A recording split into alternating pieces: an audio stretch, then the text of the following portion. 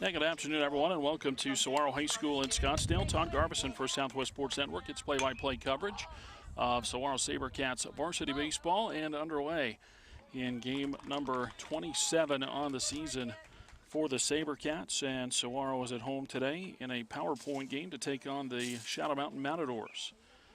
And for Shadow Mountain, they come in at 13-7-1, 9-4 in PowerPoint games. That puts them 19th in Division II baseball.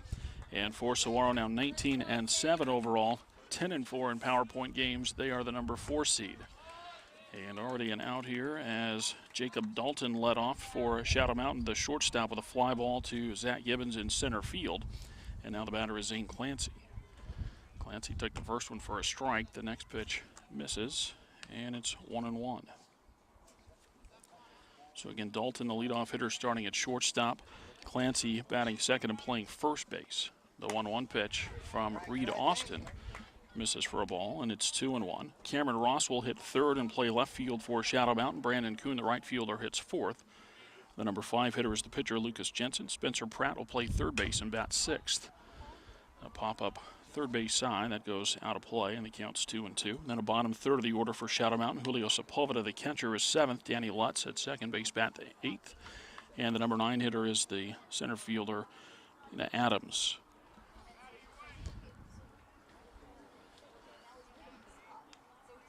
One out, bases empty, 2 balls, 2 strikes. The count on Clancy. And the next one from Reed Austin inside, and it's 3 balls and 2 strikes. Now these two teams played a whale of a ball game over at Shadow Mountain earlier in the season. SaberCats won that one, but it took everything they had to get it done. A 14-13 win over at Shadow Mountain. As Clancy fouls the pitch off. Still 3 balls and 2 strikes, 1 out, and the base is empty, just underway in the top of the first. Here's Austin ready as he checks in for the sign. And a 3-2 pitch, and that's off the handle and fouled off on the third base side.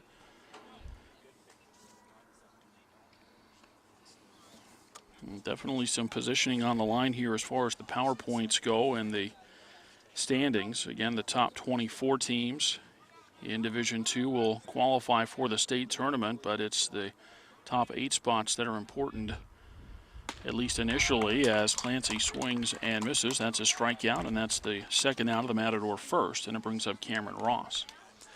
But the top 8 teams out of the 24 earn a first-round bye. Teams 9 through 24 will play then in the opening round. The winners will advance to play the top 8 seeds, and then winning that second game, or the first game, I suppose, if you're 1 through 8, will earn you an extra game because it gets you into then the double elimination portion of the tournament. Once the Division II tournament's down to 8 teams, and it goes to double elimination play. And the 1-strike pitch to Ross is outside, and it's 1-1. 2 outs and the base is empty in the top of the first.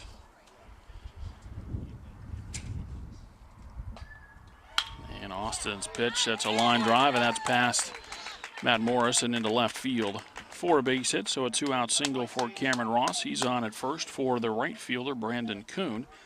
And we'll get you the SaberCat defense. And well, a couple of changes anyway, as Dakota Risted starts in left field. Zach Gibbons is in center field. Alan Madsen gets his, I believe, his first start of the season as a position player. He starts in right field. John Nimps is at third. Matt Morris, the shortstop. Turner Lace plays second. Chris Ackman is at first. As Kuhn fouls the ball back and out of play for a strike, and Brandon Allen catches Reed Austin.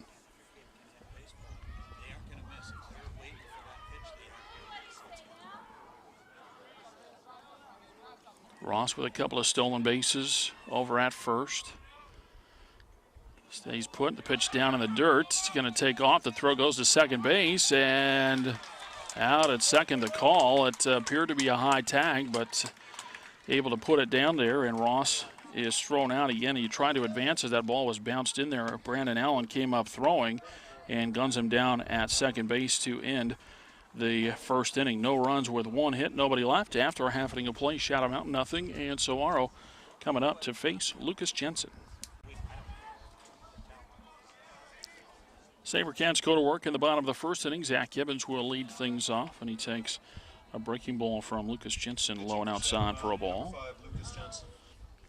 Gibbons starts in center field today for the SaberCats. Chris Hackman will bat second and play first base. Reed Austin, the pitcher, hits third as that one is fouled to the backstop. And the count's 1-1. Matt Morris is the cleanup hitter for Saguaro. He is the shortstop. Dakota Ristad bats fifth and plays left field. John Nims at third base bats sixth. Turner Lace, the second baseman, is seventh. The number 8 hitter is Brandon Allen. He works behind the plate for Saguaro, and Shane Stansberry is the DH. He bats for Alan Madsen, and there's Gibbons with a line shot. That's into right field and down for a base hit. And so Zach continues the hot hitting. He had a good day, one of the few, unfortunately, for Saguaro, but he had a good day Wednesday night over at Scottsdale Stadium in the SaberCats game against Notre Dame. Gibbons went 3 for 4. He had a single, a double, a triple, and a couple of RBI, plus scored a run. So Zach on at first base for Chris Ackman. And turn and a flip throw to first base, and a runner back. And Gibbons' 24 stolen bases on the year has not been thrown out.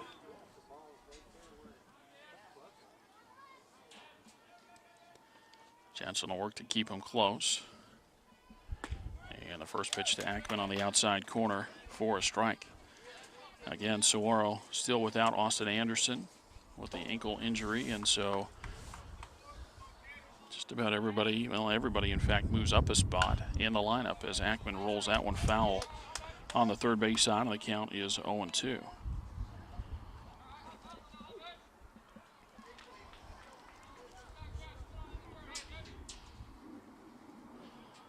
And so it's, I guess, kind of an interesting strategy that rather than just trying to find a new leadoff hitter, SaberCats instead choose to just move everybody up in the order. So how many high schools in Arizona, maybe even in the country, have a kid like Chris Ackman batting in the number 2 spot?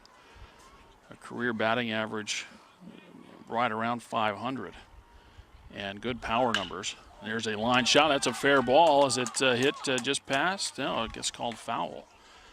And didn't see a quick signal from the umpire. It kicked up dirt down there, but not chalk. So a foul ball, and Gibbons will head back to first base. Why did you see that pitch there, Lucas? But Ackman with good power numbers. I think 50-plus RBIs each of the last 2 years. And yet he's hitting in the number 2 spot here for Saguaro. And again, I think it's lineup continuity as much as anything that the guys get used to hitting behind a different or behind the same guy throughout the season. And that's one thing that Saguaro had so much success with last year, going 34-4 and capturing the 4A1 state title, their second in a row. And that was the idea that you could pretty much write down the lineup. Probably just about everybody that followed Saguaro could write down the lineup, at least 7 or 8 of the spots every game. Runner goes, the pitch low, the throw to second base, got to be close, and got him. Tagged right on the helmet, and Gibbons is caught stealing for the first time.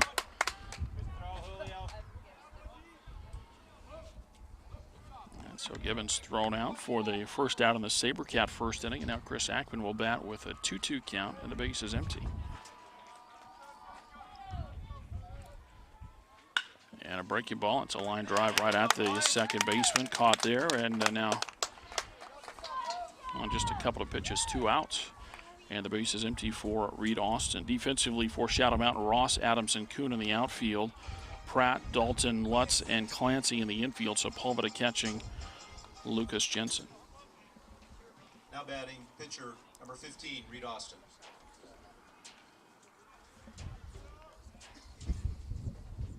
Now Austin goes after a breaking ball and hammers that one into the alley in right center field. That's going to roll all the way to the fence. Austin is going to have to get on his horse here. He's trying for third base. The throw comes in and safe at third base. I don't know if the ball was tipped on the way by or not, but the third baseman, Pratt, not able to come up with a bouncing ball. And so Austin with a triple, his 4th of the season. And I don't know, kind of interesting here, I guess, for Saguaro. Typically the adage is you don't want to make the first or third out at third base. And it was close over there. Number 6, Matt Morris. Now Matt Morris. And Morris takes the first one inside for ball one.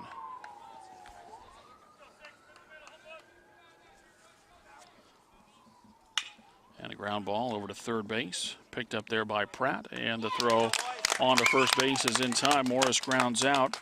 And the SaberCats are not able to score in the first inning. No runs on 2 hits. Saguaro leaves one. And after an inning of play, Saguaro and Shadow Mountain are scoreless. Brandon Kuhn, the leadoff hitter for Saguaro, and for Shadow Mountain rather, in the top of the second inning, and he takes strike one from Reed Austin.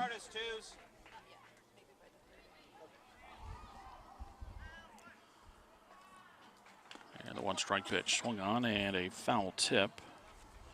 Allen not able to hang on, but it's strike 2.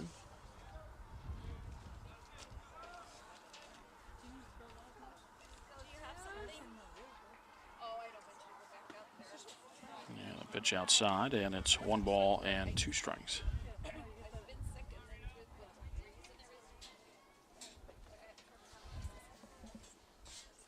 And the 1-2, and that's grounded foul on the third base side. So Kuhn leads off for the Matadors. Lucas Jensen, Spencer Pratt to follow.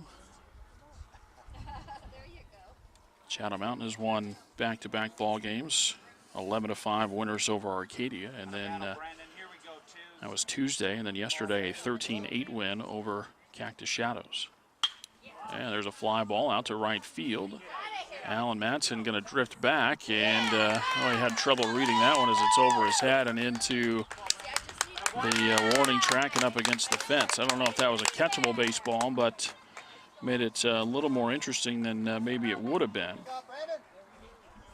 And it's a leadoff double for Kuhn and the Matadors here in the second. Now batting number 5, Lucas Jensen. Now here's Lucas Jensen, the pitcher, to try to help himself out, and we'll see how Shadow Mountain plays things here with a runner at second and nobody out. And a ground ball over to first base. Ackman fields the ground ball and takes the sure out at first base. So Jensen moves the runner up as Kuhn goes to third base on the play. And the batter is Spencer Pratt.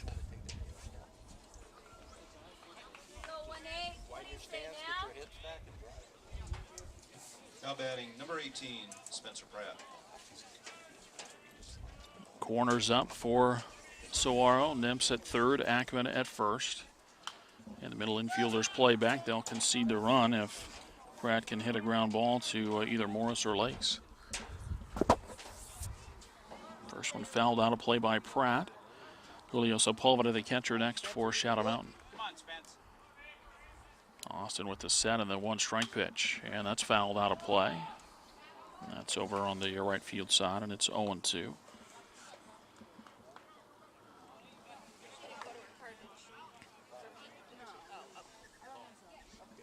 Reed Austin 1-1 on the season with 1 save.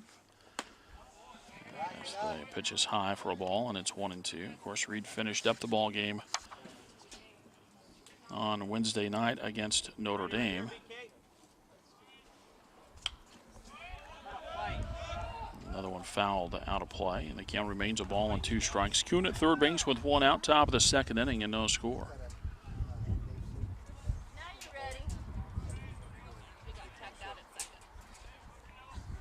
Austin with the set of the pitch. Bounced in there and blocked by Allen. And it's 2-2.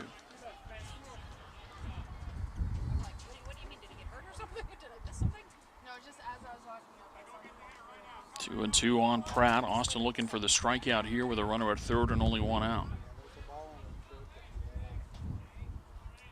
And the 2-2. Yeah, that one fouled off as Allen couldn't hang on to that one, and we stay 2 balls, 2 strikes.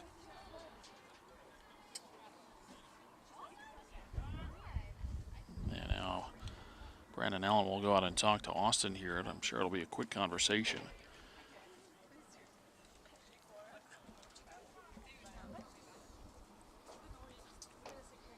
Now Saguaro with a couple of base hits in the bottom of the first inning, but could not score. The 2-2.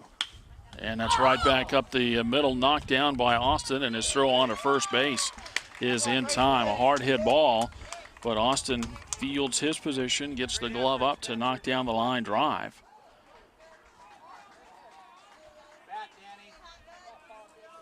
And then able to throw out Pratt. Obviously plenty of time once he got the ball knocked down.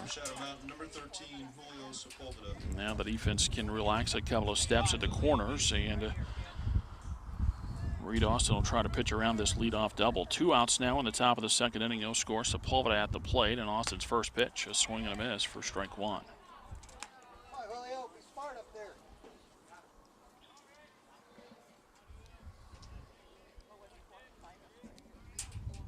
Now ready, and the 1-strike pitch, and that's lifted into right field. Madsen back, and he reaches up and puts away the fly ball, and that will retire the side. So sure enough, Reed Austin does pitch around a leadoff double in the second inning. The runner stranded at third, and after an inning and a half, there's no score. For Saguaro, number 12, Dakota Reistead. Dakota Reistead, the leadoff hitter for the SaberCats in the second inning, trying to bunt his way on, and bunts through the first one for a strike. Reistead, Nimps, and Lace in the bottom of the second. And a breaking ball over the outside corner, a strike.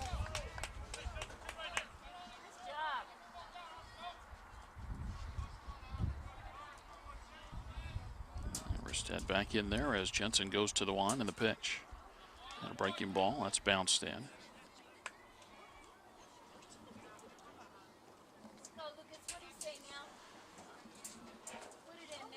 Jensen 0-1 on the season for the Matadors.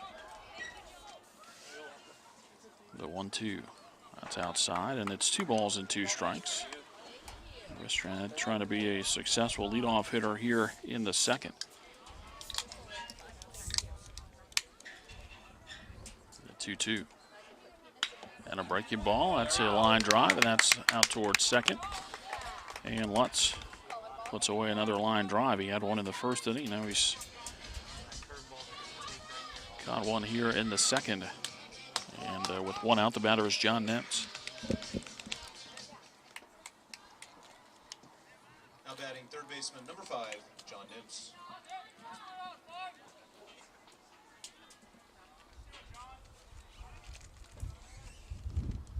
And the first one to Nimps inside for ball 1.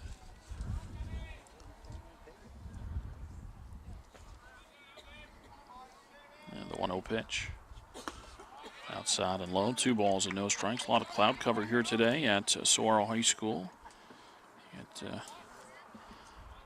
Pretty good sunshine before the first pitch, but now that we're underway, cloudy, and a little bit of a breeze. Not too bad out today. And of course, the rains are supposed to come this weekend.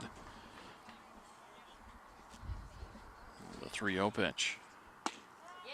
And that's at the knees for a strike, and it's 3-1. Of course, Nimps taking all the way there on 3-0. Now we'll see what he does here.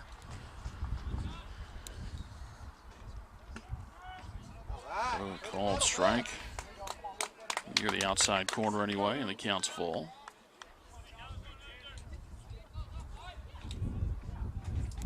And the wind and the 3-2. And a breaking ball that was farther off the plate there. Nimps reaches out and pokes it down the first baseline. Clancy makes the unassisted play at first base, and there are 2 away for Turner Lace. Ground out really set up on the 3-1 pitch on a breaking ball that again may have been near the outside corner for a called strike. Second one just, or the one after that, just a little bit farther off the plate. And Nimps didn't want to take a chance with 2 strikes, and he hit the slow roller to first base. Lace takes the first one inside for a ball. 2 outs, base is empty. Bottom of the second inning, no score. The 1-0. That's on the inside corner, a strike, and it's 1-1.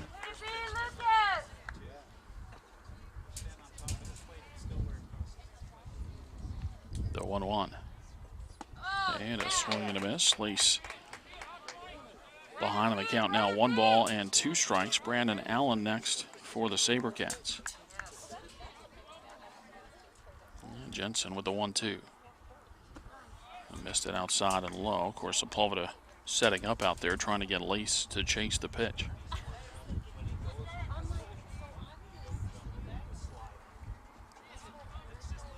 And a 2-2. And a breaking ball, and that's hit slowly first base side, but foul.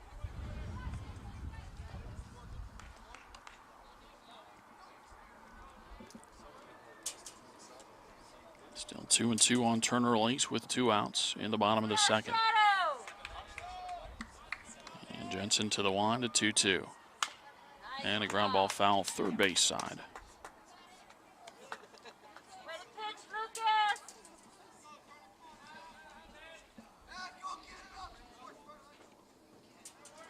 Couple of base hits in the first inning for the SaberCats, but they could not push in a run. The 2-2 is a fly ball to center field. Jenna Adams comes in a couple of steps and makes the catch. And the side retired. SaberCats go up and down in order in the second through 2 innings of play. There's no score. 8, 9, and 1 in the order for Shadow Mountain. In the third inning, Danny Lutz takes low for ball 1. Lutz, Adams, and then the top of the order, Dalton. The 1-0 pitch. Fastball high, 2-0. No runs, 2 hits, no errors for the Matadors. Same line for Saguaro. No runs, 2 hits, and no errors. The 2-0 is high, 3 balls and no strikes.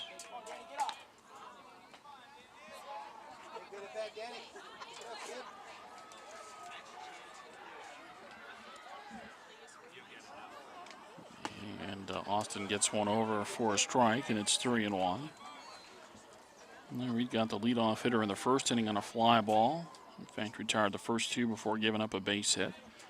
A leadoff double in the second inning, and was able to pitch around that. A couple of ground outs and a fly ball. And now trying to come all the way back here on Danny Lutz. They got a swinging strike to run the count to 3-2, and now the pitch. Popped up but foul. Third base side hits off the top of the Saguaro dugout. Go Matadors, come on now. Here we go, Danny.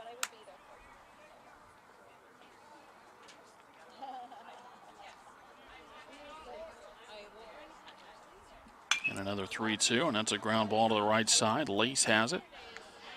And Turner's throw on to first base in time. So Reed Austin does come back after falling behind 3-0 in the count to the number 8 hitter. Throws 4 straight strikes, and on the 4th one gets a ground ball to second base. So one away for Jenna Adams, the Matador center fielder.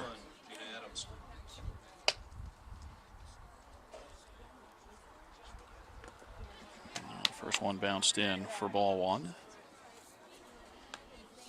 Shadow Mountain 13-7-1. Their one tie came in an invitational tournament back in March. It was the Greenway Festival that they were playing in. The 1-0. It's a swing and a miss, and it's a ball and a strike. Come on, get it. You can do it. Come on, Danny, come on.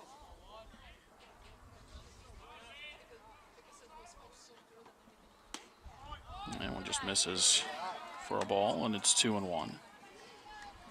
1 out, base is empty. Top of the 3rd inning from Saguaro High School. The 2-1. Stepped out there and fouled it back to the screen, and it's 2 balls and 2 strikes.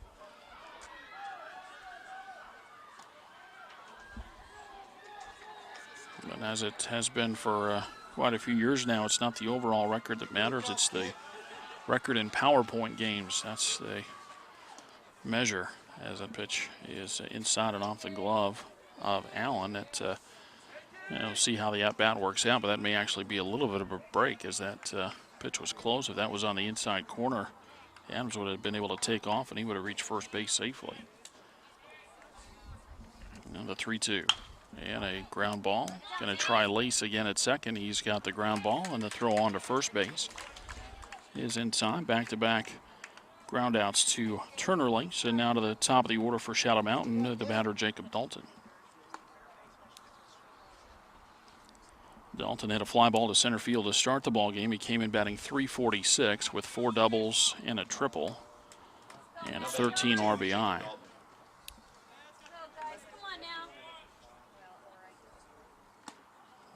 First one to Dalton, high for ball one.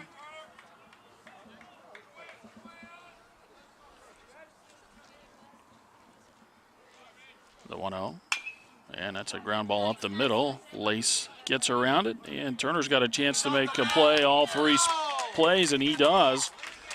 As they throw in a little bit wide, but Chris Ackman stretches out, and for Ackman using every bit of that 6'4" body, able to keep the toe on the bag, and the side is retired. So after the SaberCats go up and down in order in the bottom of the second, Shadow Mountain returns the favor in the top of the third. And it's the middle of the third inning from Saguaro High School. There's no score.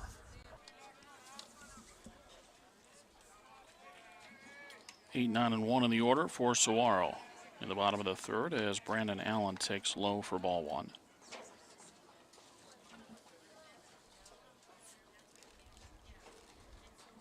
The 1-0 pitch. That's inside. 2 balls and no strikes.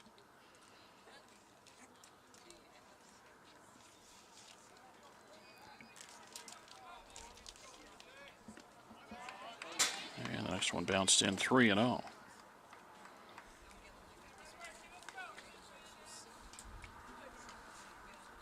we go, Luke. Nothing free, kid. Fight back. Shane Stansbury and Zach Gibbons follow for the SaberCats in the third, the 3-0 pitch. And that's high for ball 4. So a 4-pitch walk to the number 8 hitter. And the first walk given up by Lucas Jensen. Now running, Nick Lagousas, number 1. Nick Lagousas will run at first base, the courtesy runner for Brandon Allen. At the plate, number 19, Shane Stansbury. And you got to believe here in the bottom of the third inning, it's not something that Saguaro has done over the last year and a half, but it's something they've gone to a little bit more. You got to figure this is a sure sacrifice situation. Stansbury up there. He squares and takes the first pitch outside for a ball.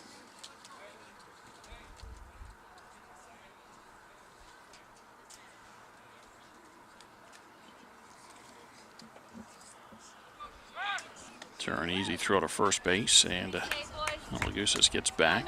And part of the idea there is to keep Nick close to the bag, but also to see if Stansbury will square early and confirm that he's going to try to bunt here.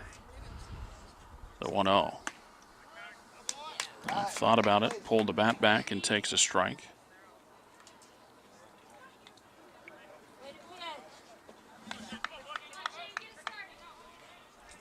Here we go, Luke.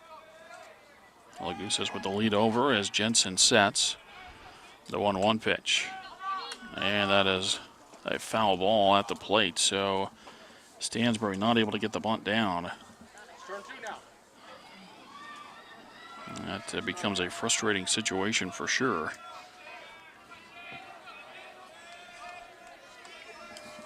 And now Stansbury will try to swing away and keep the inning going here.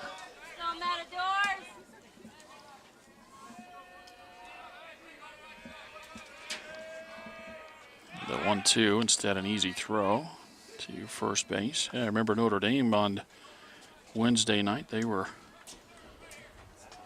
really wanted to get that bunt down, and they bunted even with 2 strikes. Got a bunt in play. That ball hit on the ground out towards second. Trouble there on a bad flip. Will put the ball into shallow left field, and everybody's safe. Shadow Mountain thinking about turning a double play, and the flip from Lutz to Dalton off the mark. So an E4.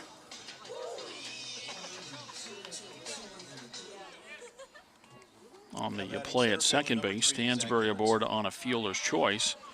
And now the first 2 aboard for Zach Gibbons. I think here is where you'll really see where Saguaro feels like they're at in the season.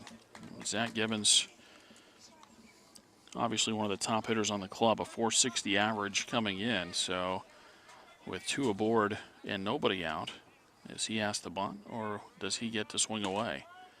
And he takes a low strike.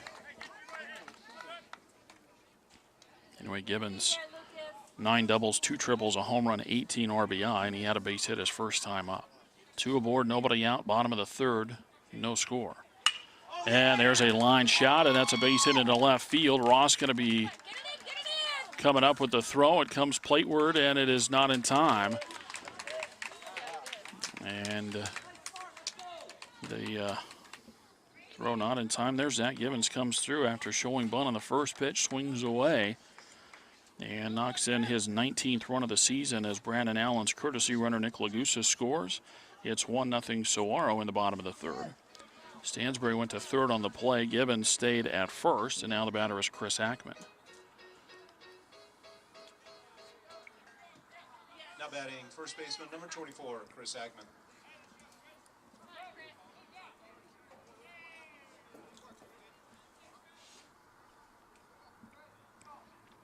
Ackman batting .471. Pops it up, first base side. This will get out of play. Ackman 5 doubles, 2 triples, 2 home runs, 24 RBI. Did line out his first time up.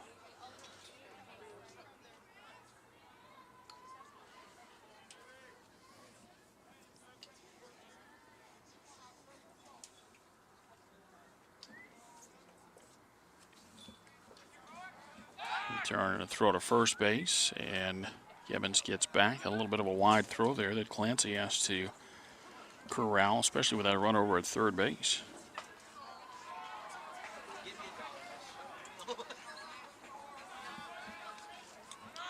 Gibbons goes, the pitch misses, the throw to second base, and out at second.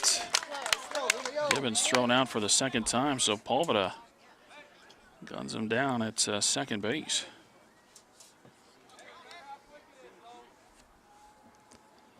And so Gibbons, based on the stat sheet, we had 24 out of 24 in steals coming in, is thrown out for the second time today. Go, boys. And now 1 out with a runner at third. The infield comes in, and Ackman hits a breaking ball foul and out of play on the right side. Way to pitch, Luke. Way to pitch now.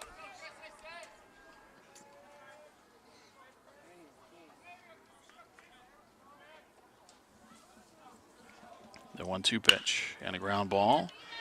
Runner's going to come home to throw to the plate, and it is picked up, and Sepulveda applies the tag. Way to be there, Jacob.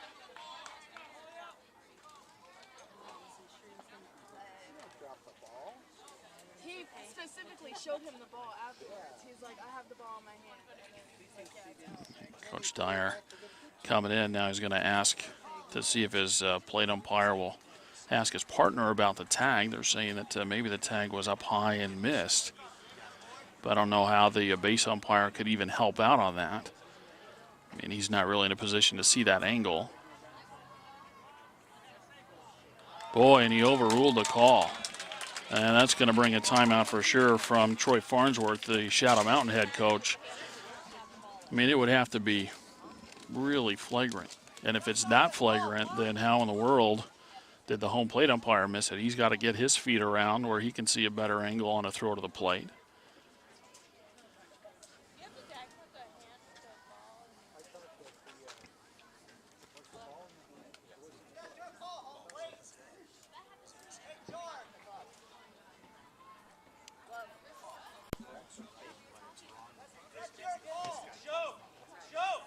And so it is going to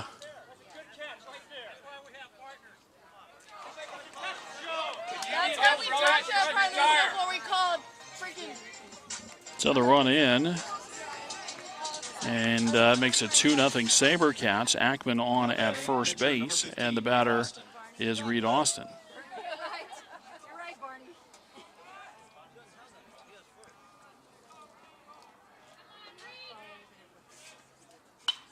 And a breaking ball, that's knocked out of play. You know, the only other thing I can think of, though, is the umpires come together, is maybe the plate umpire thought about it and said, you know what, I think I might have missed that. And then he allows his partner to help talk him into changing the call. That's a possibility as well. Go, boys. Not how you want to see it happen for sure, as that ball is a grounded foul outside the bag at third. Not how you want to see it called, but, you know, I wonder if that's maybe what happened there.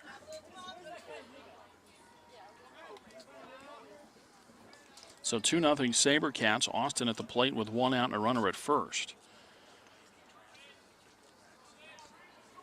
Reed batting .420, entering the ball game. 8 doubles, now 4 triples after he tripled in the first. Takes inside to throw down to first base. Not in time. But 4 triples and a home run for Austin, 24 RBI.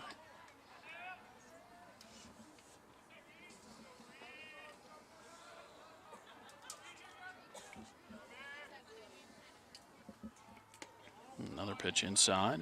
Now 2 balls and 2 strikes.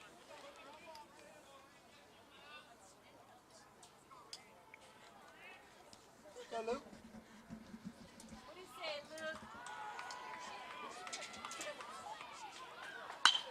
There's a line drive down the left field line. That's a fair ball. Boy, foul ball again. That one appeared to be fair.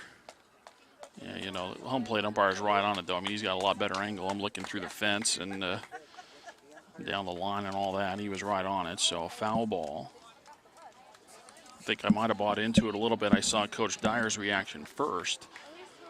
He's a lot closer, but he's also trying to maybe buy the call. I saw his reaction first, and so I went with that one, and instead it is a foul ball. So Austin back to the plate, Chris Ackman back at first. Another 2-2 coming up from Jensen instead of throw to first, and Chris is back. He didn't get dirty over there, but he got back just ahead of the tag. Let's go, Shadow. The 2-2. That's inside, might have been up a little bit. 3 balls and 2 strikes. Now with 1 out, see if Chris Ackman is given the go sign over at first base. Chris, 5 steals and 7 tries. And I would think they might send him to try to stay out of the double play. Well, he does not go, and it's a breaking ball that is low and outside for ball 4. So Austin on at first base, and a courtesy runner. We didn't get a chance to mention it, as Nick Lubrani is the courtesy runner. He ran for Austin after Reed hit the triple in the first inning. But he was only out there a couple of pitches before a ground out ended the first inning. So he's on at first. Chris Ackman is bumped up to second base. 2 aboard with 1 out, 2 runs in, Number 6, Matt Morris. and the batter is Matt Morris. Go, Shadow Mountain. Go, Come on now. Shadow. Come on now. Here we go, Lucas. Let's go,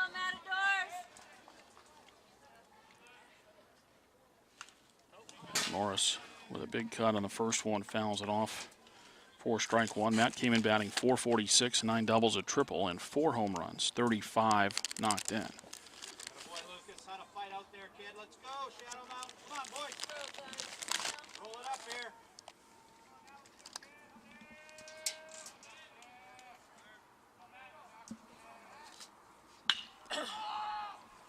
And a fly ball to right center field. I guess more toward right field there, but it's caught by Kuhn, and that's the Gotta work, boys. second out.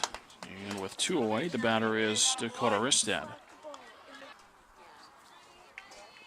So we're looking for another big base hit here with 2 on and 2 outs. They've scored twice. And Ristad just about hit by that first pitch, jumps back out of the way. Dakota came in batting .303. 3 doubles, 4 RBI. Lined out to Lutz at second base his first time up. Takes inside for ball 2. It's 2-0. Here we go, Luke. Right here, Luke. What do you say? Ackman at second, and Lubrani running for Austin at first.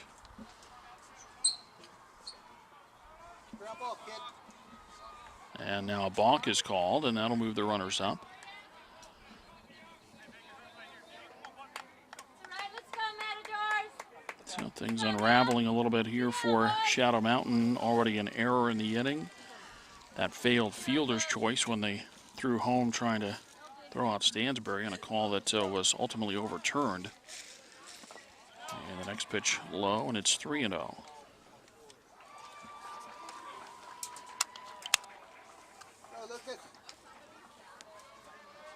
John Emps next.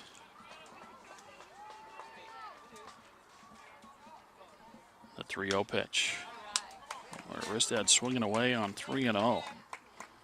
and fouled it off. I got a feeling that he might have been swinging on a take sign there. Lucas, what do you say now? But it's not a duck. Ducks don't have a leg. That's not legs. 3 balls and a strike on Ristad with 2 in scoring position and 2 outs. Here we go, Lucas. Don't stop fighting, kid. And that one fouled off.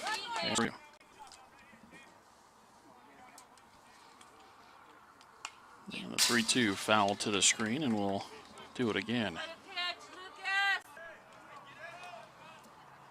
Lucas. And a swing and a miss. The ball down in the dirt. The throw goes to first base, and the side is retired. SaberCats scored twice, though, and after 3, lead Shadow Mountain 2-0.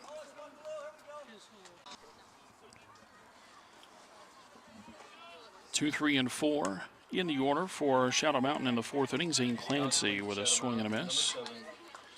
Clancy batting .328 with 8 doubles and 16 runs knocked in. The 1-strike pitch. Fouled out of play. And the count's 0-2.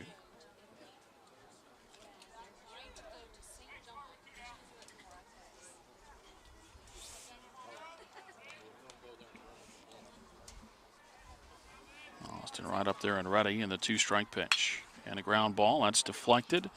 That'll deflect right over to Lace, but then he bobbles and they cannot get the throw to first. Let's go, Cameron! So the leadoff hitter aboard for the Matadors, and the batter is Cameron Ross. Ross hitting .452, 9 doubles, 3 triples, 3 home runs, 21 knocked in, and he had a single back in the first. We'll see what he does here.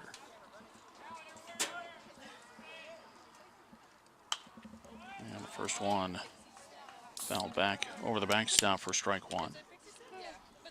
And the ball hit hard enough coming back up the middle. Austin did a good job just to deflect it. Here we go, kid. And then it looked as though Lace was going to have enough time to make the play as the easy throw goes to first, but Turner couldn't bring it in over there. So that'd be a scorer's decision. You know, the deflection maybe plays into it to where you rule it an infield single. The decision is kind of based on how easy of a play it seemed to be for Lace even after the deflection. It looked as though he got over to it in time. It wasn't as though he was reaching across his body. There's a ground ball, and that's past Nips and down the left field line. Over to get it is Ristad, the runner to third. The throw goes to second, not in time.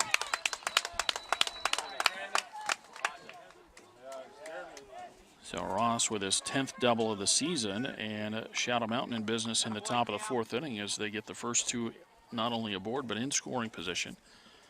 And the batter is Brandon Kuhn. Kuhn had a double his first time up, came in batting .354. That was a 7th double of the season. 2 triples, 2 homers, and 16 RBI.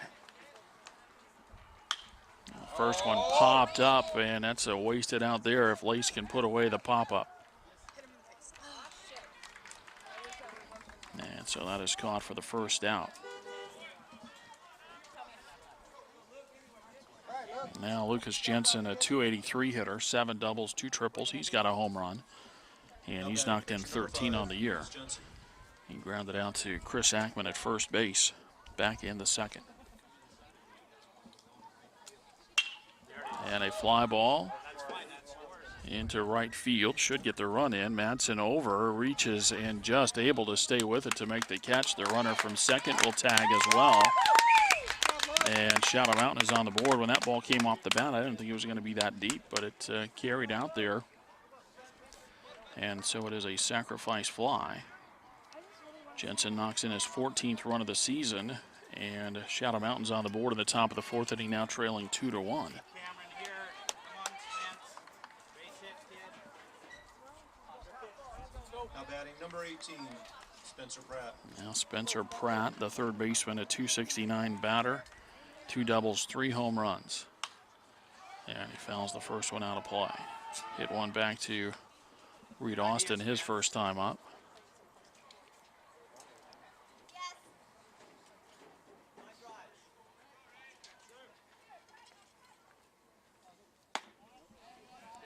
Fastball, high and outside, 1 ball and 1 strike.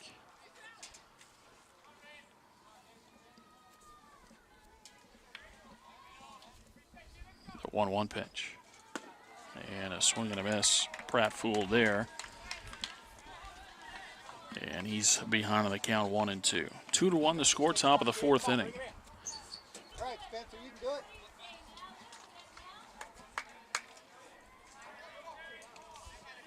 Get your bet on it, kid.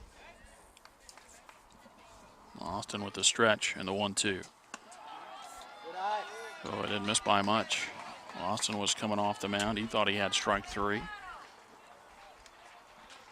See it and hit it, Spencer. Flat, kid. Here we go now. And the set and the 2-2. And a ground ball up the middle. Lace will get over, field it, flip to first, right on the money at first base. And Lace with a nice play, and that'll retire the side as Pratt grounds out. But Shadow Mountain gets a run back in the top of the 4th inning, and midway through the ball game, Shadow Mountain trails Saguaro 2-1.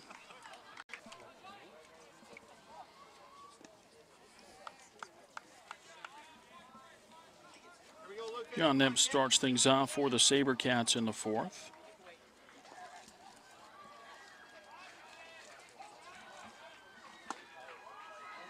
And the first 2 missed. 2-0 the count. Come it, kid.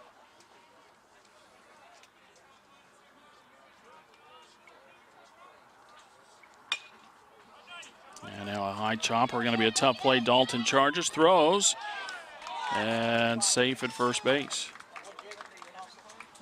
Close over there, but Nips aboard on an infield single.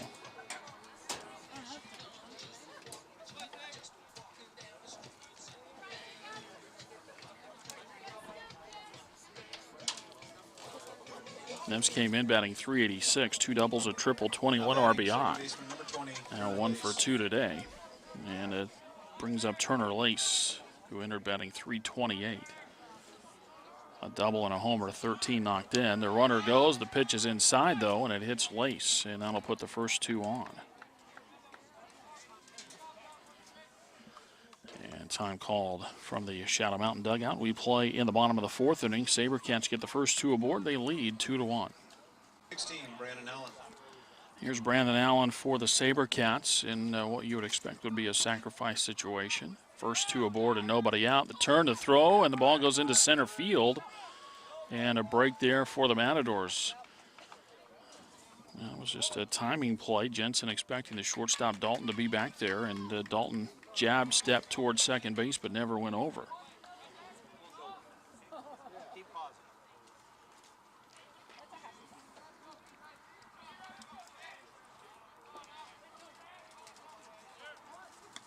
Allen has to duck under a breaking ball that misses 4-1. Brandon walked on 4 pitches back in the 3rd inning, and his courtesy runner Lagusas scored the first run of the ball game. Brandon batting .357 with a couple of doubles and a triple, 5 knocked in. But he's going to be asked to bunt here. Pops it up, foul territory, and Sepulveda can't get to it. It falls for a foul ball, and it's 1-1.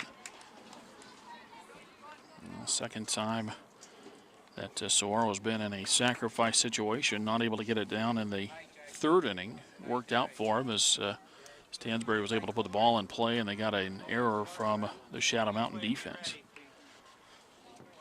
2-1 SaberCats, bottom of the 4th inning, first 2 aboard with nobody out. The 1-1 pitch coming up to Brandon Allen. He squares early this time and fouls it off, not able to get it down.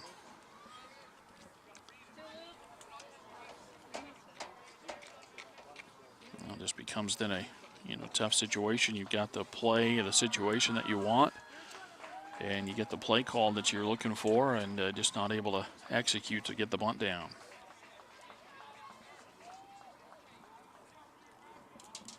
Jensen sets as he looks back to second base, the 1-2 pitch. And Allen with a ground ball, and it's a base hit through and into left field. Coming around third is Nips. The throw comes plateward. It is not in time.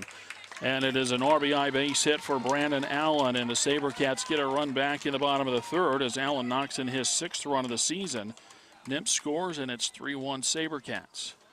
And then as the throw came plateward, Allen hustles to get himself into scoring position. He'll be lifted for a courtesy runner again, and we'll get another Shadow Mountain timeout, and that may be it for Lucas Jensen. We get a break as the SaberCats have scored in the fourth inning, and in the bottom of the fourth, they lead Shadow Mountain 3-1. Shane Stansbury at the plate for Saguaro, and he faces a new Shadow Mountain pitcher as Danny Lutz is on to pitch. So Lutz comes in from second base. It's a shuffling of the infield as the next one misses 2-0. Spencer Pratt goes from third base to second base, and the starting pitcher, Lucas Jensen, the pitcher's mound over to third. The ground ball, that's foul. Now 2 balls and a strike. A run in for the SaberCats at the bottom of the fourth inning, up 3-1, and now with 2 in scoring position, nobody out, really looking to pad it here. Swing and a miss on a breaking ball, and it's 2-2. Lutz 1-1 on the season, a 3.23 earned run average, 14 hits allowed in 13 innings, 8 walks, 10 strikeouts. And that ball lifted out to right field. Kuhn is there with a catch. The runner from third will tag and come plateward, and the sacrifice fly off the bat of Shane Stansbury brings in run number 4 for the SaberCats. They lead 4-1. So Lace scores, and Lagusis goes to third. RBI number 9 on the year for Shane Stansbury, a .341 hitter, a double and a triple. And now we flip the order over again for the SaberCats, back to the top for Zach Gibbons, and he'll hit with a drawn-in infield with a runner at third and 1 away.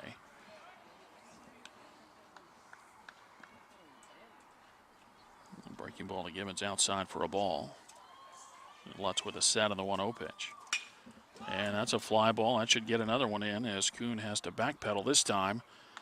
He'll make the catch, and tagging is Lagusis. He scores easily on another sacrifice fly, and so the SaberCats do a nice job of cashing in runs here in the bottom of the fourth inning, as they have scored 3 times, and they lead 5-1. That'll allow us now to close the book on Lucas Jensen, the starter for Shadow Mountain. Now batting first baseman number 24. As Chris Ackman bats with the bases empty and 2 outs. Lutz into the line on the first pitch. Popped up first base side, foul territory. Might be playable. Clancy over near the fence and just out of his reach.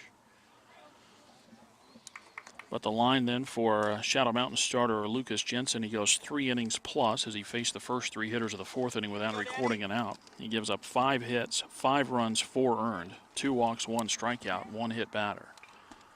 And breaking ball to Ackman over for a strike, and it's 0-2. Chris lined out in the first and reached on a fielder's choice in the third. And the ball fouled off. Still 0-2.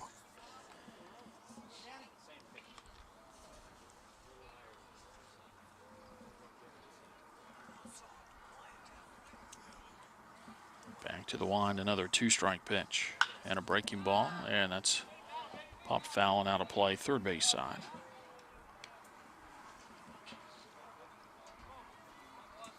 Well, a big 3-run inning here for Saguaro in the bottom of the fourth.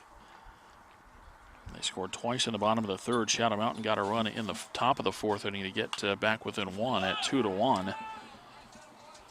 And now the SaberCats with a little space here. 3 runs in the bottom of the fourth inning, up by 4.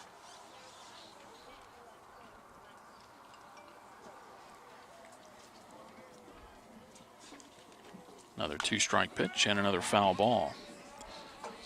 You know, one thing Saguaro definitely will not do is count out this Shadow Mountain team, especially after what they saw over at Shadow Mountain a few weeks back, that 14-13 win. They just really went back and forth in that one as the 0-2 is outside. 1 ball and 2 strikes. You may remember Saguaro jumped out in front of that one, 6 runs in the top of the first inning. And then Shadow Mountain just chipped away as Ackman hits a ground ball over to third. Jensen has it. Throws a little bit low, but picked out at first base by Clancy. And that will retire this side. But how about this inning for Saguaro in the fourth? They get 3 runs on 2 base hits, no runners left. And after 4 innings of play, it's now Saguaro 5 and Shadow Mountain 1. Bottom third of the order for Shadow Mountain as we begin the top of the 5th inning. And Reed Austin misses inside for ball 1 to Julio Sepulveda, who hit a fly ball out to Madsen in right field to end the second. Sepulveda batting .318 coming in. Fouls this one out of play. It's a .318 batting average with 2 doubles and 4 RBI.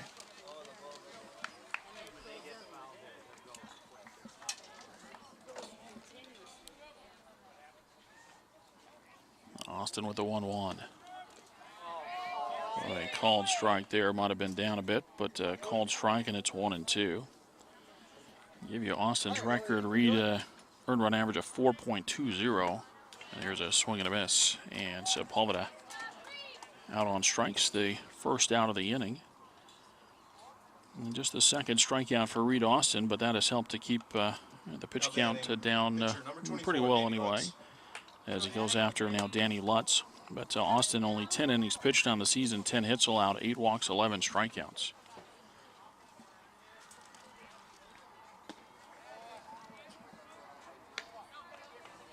First one to Lutz inside. Danny, a .222 hitter with a couple of doubles and 7 RBI. Grounded out to Lace his first time. Next one low, 2 balls and no strikes.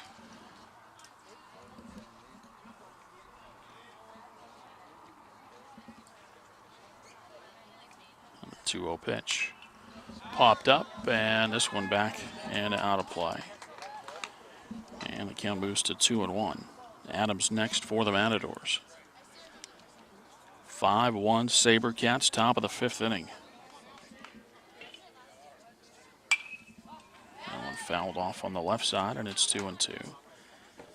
I talked about this a little bit on Wednesday night, looking at the final 4 games for Saguaro. They'll be over at Scottsdale Stadium on Tuesday night hosting Fountain Hills.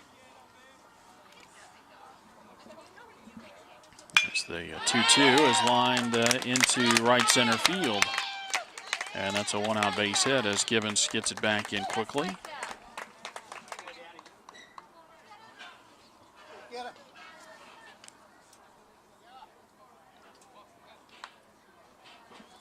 So Lutz aboard at first base. And Adams at the plate now, batting .278 on the year, 3 triples, a homer, 10 RBI. He grounded out to Lace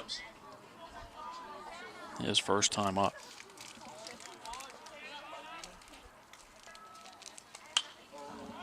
And one foul back and out of play. Here we go, Ganna. Say it, Ganna. What do you say now?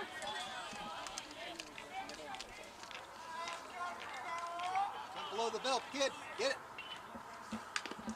And that pitch fouled off, and it goes to 0-2. You'll get it.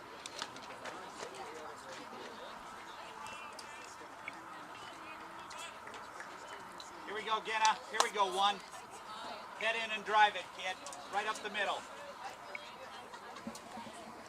Nothing in 2 on Adams. Austin with the pitch, and that's strike 3. That's over the outer half of the plate, and Adams not able to pull the trigger there, so he's called out on strikes, and there's 2 away for the top of the order, Jacob Dalton.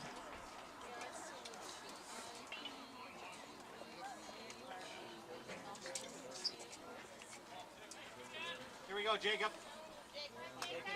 Now batting number 2, Jacob Dalton. First one fouled off for a strike. And we're talking about the SaberCat schedule then. Tuesday night, 6:45 under the lights at Scottsdale Stadium against Fountain Hills. Thursday on the road over at Arcadia. Figure that'll probably be a pretty tough test. And then a week from Tuesday on the road at Fountain Hills. A fly ball to center field, and Zach Gibbons. He's under it. And they'll put it away to retire the side. Another solid inning from Reed Austin as he's gone 5 innings and allowed just an unearned run on 4 hits. In this 5th inning, no runs, 1 hit, and 1 left. And we go to the bottom of the 5th inning. It's 5-1 SaberCats. 3, 4, and 5 in the order for Reed Austin as he takes a breaking ball to start the bottom of the 5th inning. It's over for a strike. Austin, Morris, and Ristad for the SaberCats. The 0-1. That's fouled off, and it's 0-2.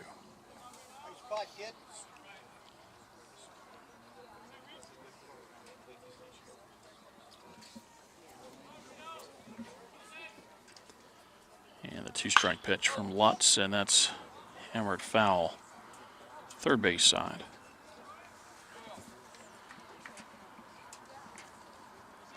Well, Lutz isn't going to have a great number in the 4th inning, rather, as far as inherited runners scoring, as a couple of runs came in, but he's retired all 3 hitters he's faced. 2 fly balls to right and a ground ball to third. And ahead of Reed Austin here, 0-2. And a breaking ball, a little bit low. 1 ball and 2 strikes. Reed with a triple in the 1st and a walk in the 3rd. That breaking ball over for a strike. And that'll do it for Austin in the 5th inning. He strikes out. And there's 1 out for Matt Morris. Now batting shortstop number 6, Matt Morris. And Morris takes a breaking ball for strike 1.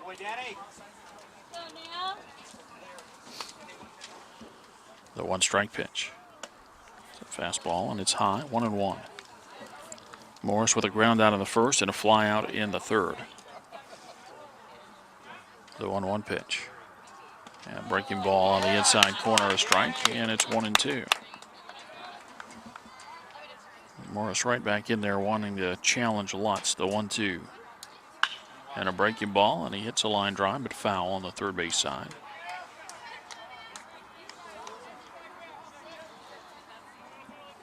Nick Maservi, the left-hander, getting loose in the SaberCat bullpen. As the next one is bounced in, and it's 2-2.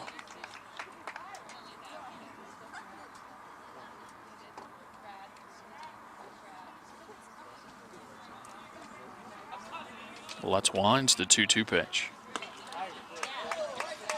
Pretty close, but outside, and it's 3-2.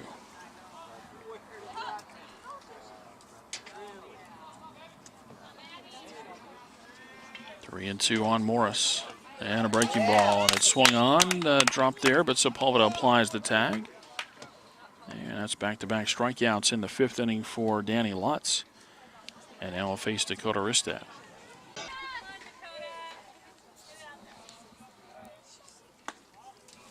Breaking ball to Dakota Ristad, high for a ball. Dakota with a line drive in the 2nd and a strikeout in the 3rd. The 1-0 pitch. And that's a line drive into center field, coming on, diving try, and caught in center by Adams. Covers a lot of ground there and lays out to make the catch. And the side is retired. 3 out, 3 down go the SaberCats in the 5th. We head to the 6th inning. 5-1 Saguaro. Zane Clancy. Well, we start at the top of the 6th inning. Zane Clancy in to bat, and the SaberCats turn the ball game over to the bullpen as Nick Maservi is on to pitch. And the first one of Clancy inside for ball 1. And the next one misses. 2 balls and no strikes. Maservi 1-0 on the season, 3.78 earned run average, 16 2/3 innings pitched, 17 hits allowed, 12 walks, 16 strikeouts. And a ground ball over to second base. Gobbled up there, and a throw on to first is in time, and the leadoff hitter retired in the 6th inning. That's the first out, and the batter is Cameron Ross. Reed Austin stays in the ballgame and goes to first base. Chris Ackman goes from first base to right field, and so Alan Madsen out of the ballgame now.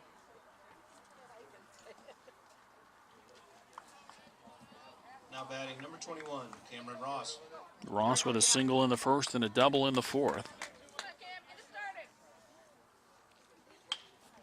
And going after the first one, lifts it foul on the right side, out of play.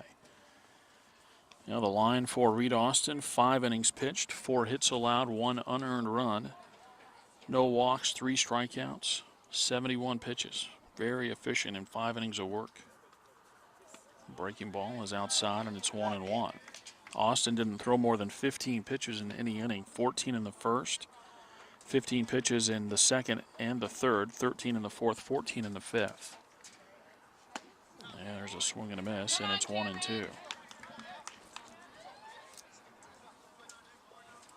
right, next one I get by you, kid. You get it? Here we go, Sage. 1-2 on Ross. Maservi with a breaking ball, a swing and a miss. And the SaberCats will throw it down to first base. And Ross strikes out. 2 away in the inning for Brandon Kuhn.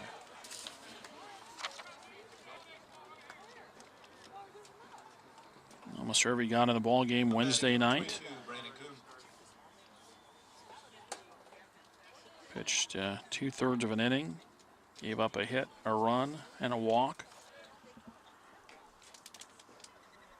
Did not factor in the decision. As Brandon Kuhn takes the first pitch high for a ball. Kuhn with a double in the second. And a pop out to Turner Lace in the fourth. The 1-0. That's fouled out of play. 2 outs, bases empty. Top of the 6th inning. Matadors trailing the SaberCats 5-1. Good job. Let's go. Here we go, BK. Stay tall and rip it, kid. The 1-1 pitch. And a breaking ball over for a strike. And it's 1-2. All right, you see that.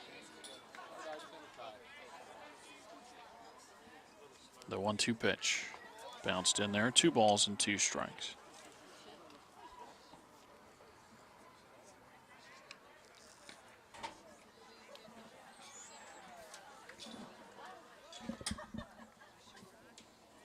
If Kuhn reaches, Lucas Jensen will be next for the Matadors.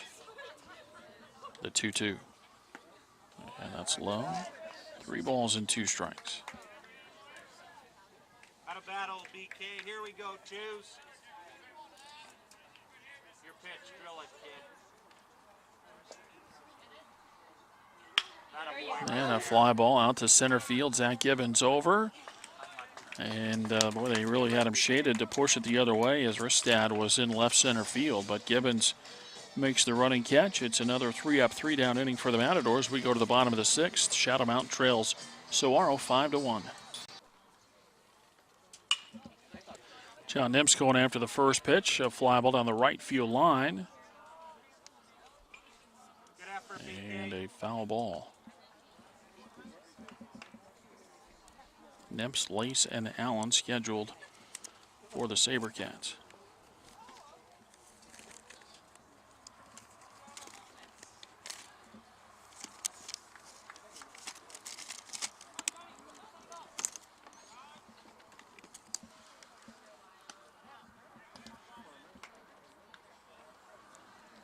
Next one misses for a ball, and it's 1-1.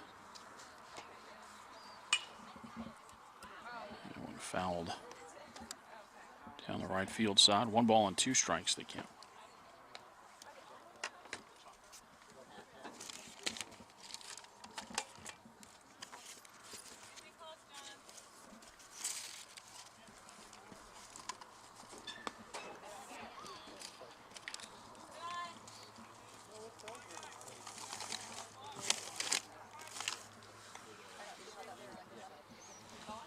Two and two the count.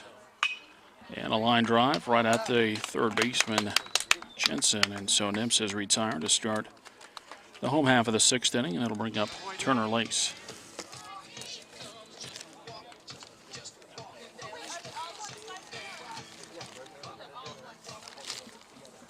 Now batting second baseman number 20, Turner Lace.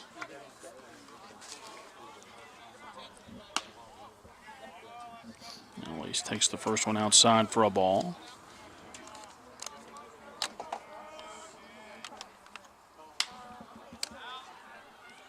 Next one fouled away, and it's 1-1. We'll see if Saguaro can add anything here in the bottom of the 6th inning, down leading rather 5-1. The The 1-1 pitch. Outside, 2 balls and a strike. Looks like maybe Matt Morris getting loose now.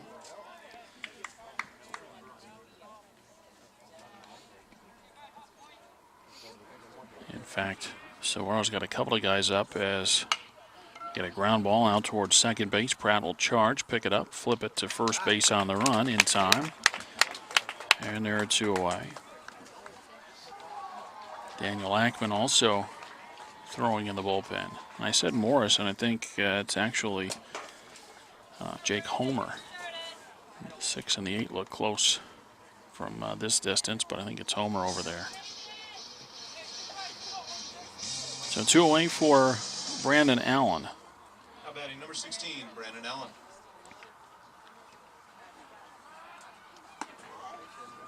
First one high for a ball. Allen had a big base hit his last time up. Of course, he was asked to sacrifice with the first 2 men on and nobody out. He couldn't get the bunt down, and then with 2 strikes, punched a single into left field to knock in a run. 2-0 the count now on Allen. If he reaches, Shane Stansbury will bat in the SaberCats 6th. 2-0 the count, 2 outs, bases empty, bottom of the 6th. 5-1 Saguaro. The next one low, and it's 3-0. Danny, battle back, kid. You can do it. Allen, the last hitter to face Lutz, as Stansbury, who would bat next, was the first guy to face him in the 4th inning. Lutz has retired all 8 hitters he has faced. This one, here we go, kid. Gets a strike over to make it 3-1. It'll be 5, 6, and 7 in the order for the Matadors in the 7th inning. There's a ground ball that's deflected, picked up, and bobbled. We saw that type of play from Saguaro defensively back in the 4th inning, and now it happens to the Matadors here in the 6th as Allen is aboard.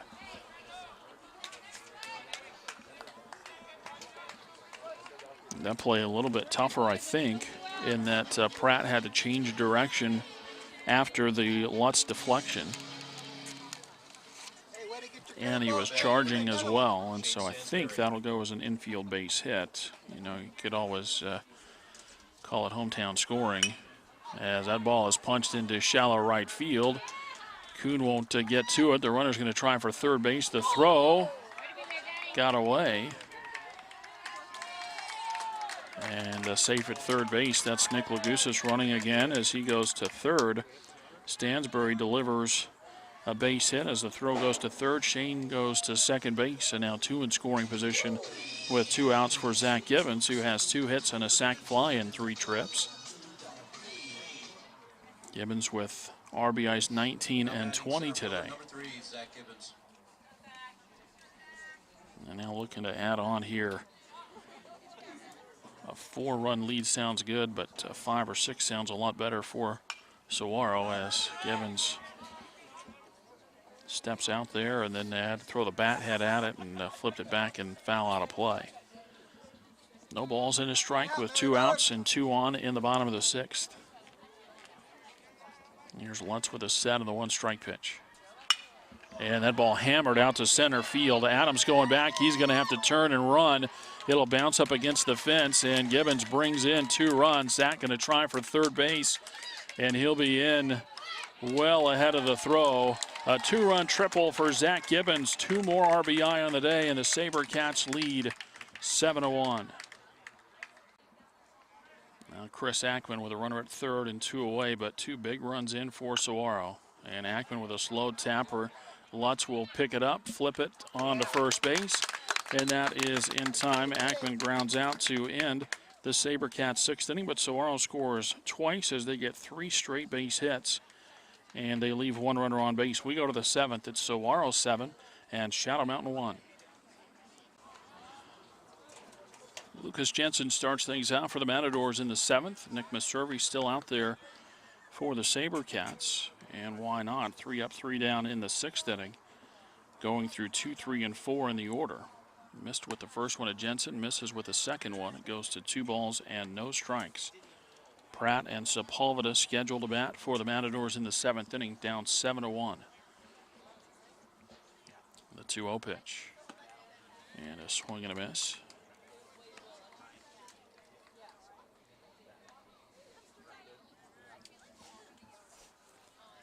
do it. The service 2-1.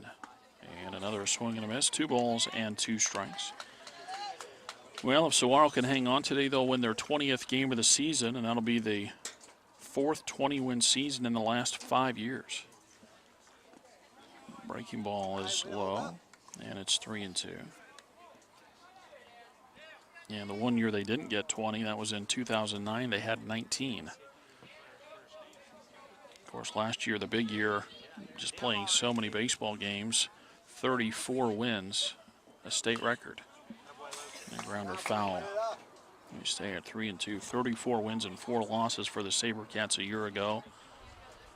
26 wins in 2010. I think 26-6 maybe in that year. And also a 4A1 state championship. The 3-2.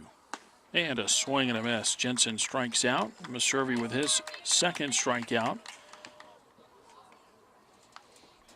But the first out of the inning, and now will face Spencer Pratt. Now, Shadow Mountain still has an opportunity to add some power points over the next few weeks as they will play at home against Washington. A very winnable ball game there as Pratt takes a strike. They'll host Cactus Shadows, a team they beat yesterday 13-8. They'll be on the road at Sunny Slope. That'll be a good ball game as Sunny Slope has got a good baseball team. I've seen them a couple of times this year. And then on the road at Camelback, a Division I school, but a team that has only won 1 PowerPoint game. And so figure that that's a winnable ball game. And not only do you get the 90 points for the PowerPoint win, you get a bonus 5 points for beating a team above you in the divisions. So it'd be a 95-point win for Shadow Mountain. So, you know, looking through that, I would think for sure 2 games winnable and 3 and maybe 4, depending on how they fare against Sunny Slope. And a breaking ball from Maservi is high, and it's 1-2. 1 out, bases empty, top of the 7th inning, 7-1 SaberCats.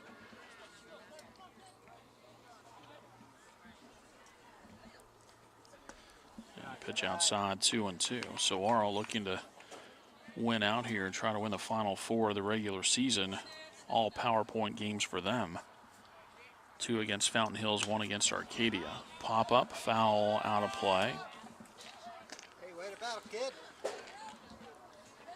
Saguaro got the scoring started with 2 in the bottom of the 3rd inning. Shadow Mountain scored 1 in the top of the 4th to cut it 2-1. And then the SaberCats 3 runs in the bottom of the 4th inning, went up 5-1, and 2 in the 6th made it 7-1. That pitch misses for ball 4.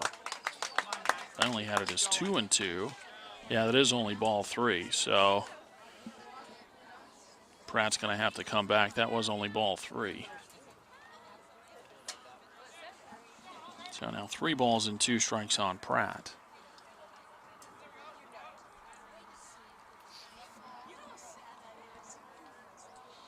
I thought with a couple of foul balls and all that, maybe I had missed a pitch, but we all had it as ball 3 except for Pratt. He was trying to work his way on base. Now the 3-2. And that's better anyway for him.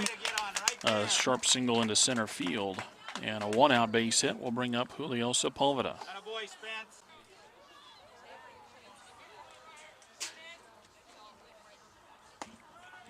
And Maservi gets the first one over for a strike to Sepulveda. Julio with a fly out in the 2nd, a strikeout in the 5th. All right, Julio.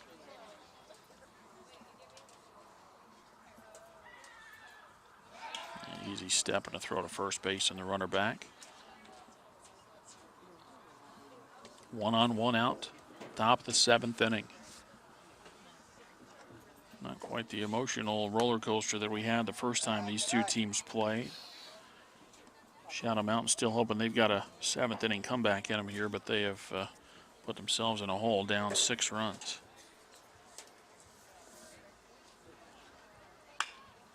And that ball pulled while foul and out of play on the left side, and the count's 1-2. Go, Julio. It's battle, kid. Come on, 1-3. Here we go. Keep us going, Julio. Maservi out in front here. Danny Lutz next for the Matadors. The 1-2. And a swing and a miss. Second strikeout of the inning, third in the ball game for Maservi, and the sixth Matador strikeout in the ball game. And now it's down to Danny Lutz as he represents the final out. Go, Danny. Now batting pitcher number 24, Danny Lutz. And the first one to Lutz, up and in for ball one. Lutz with a ground out and a base hit in 2 trips.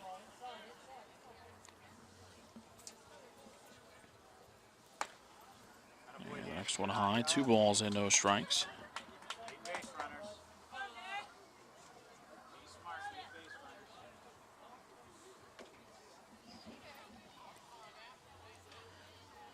And the next one, that's over for a strike, and it's 2-1. Figure Lutz may have been taking a strike there. That wasn't you, Danny. You're okay, kid. Here we go, 2-4.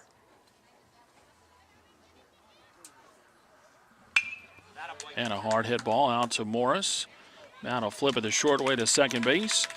And the side is retired. A 6-4 force out retires Pratt for the final out of the ball game. No runs, 1 hit, and 1 left for Shadow Mountain in the 7th inning. And we go final as Saguaro beats Shadow Mountain 7-1. Totals on the ball game for Shadow Mountain: 1 run on 5 hits, 1 error, and 4 runners left on. For Saguaro, 7 runs on 8 base hits. SaberCats with 1 error, and they leave 4 runners on base. The winning pitcher is Reed Austin. He improves to 2-1 on the season. And the loss goes to Lucas Jensen as he loses his 2nd of the season and falls to 0-2. The Matadors lose their 8th game of the season, falling to 13-8-1 and 9-5 in PowerPoint ball games.